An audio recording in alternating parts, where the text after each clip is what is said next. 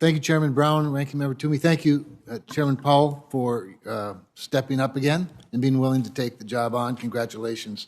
I'm going to go back to a question somebody asked probably an hour and a half ago. A very high-level point that one of my colleagues made, and I don't remember which one, but he said, in congratulating you, that President Biden clearly has confidence in your ability to lead our economy through this crisis. And without judging those particular words, I'd ask you flat out, do you lead our economy? Is that what your job is to do, is to lead the economy?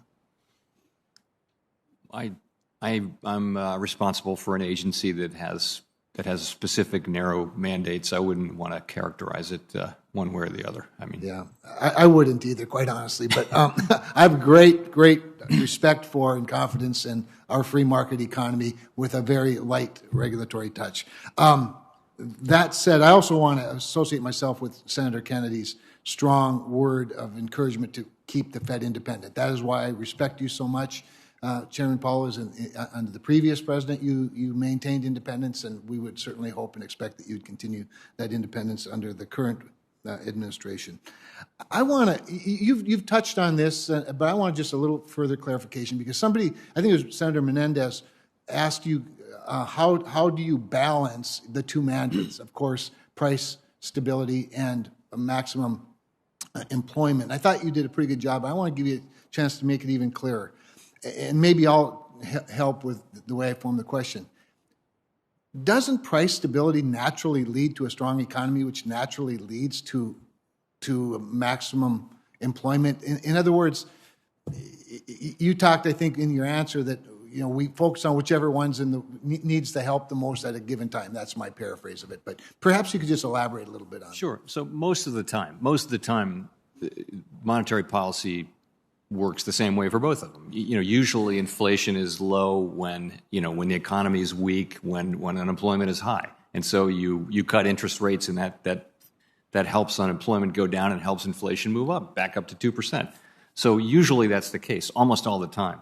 In rare occasions, though, you have a situation where the two sort of goals are not complementary, and we've had a little bit of that here. I'm not sure we have it anymore, but the idea being that we were far from maximum employment. That's no longer the case, but inflation was really high.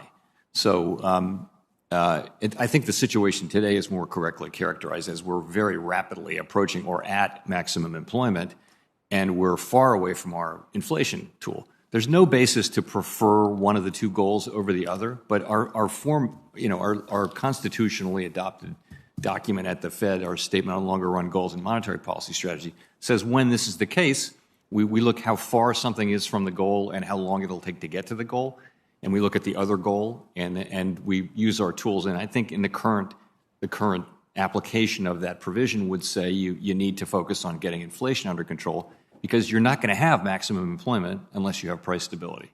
I agree. Thank you. Well said.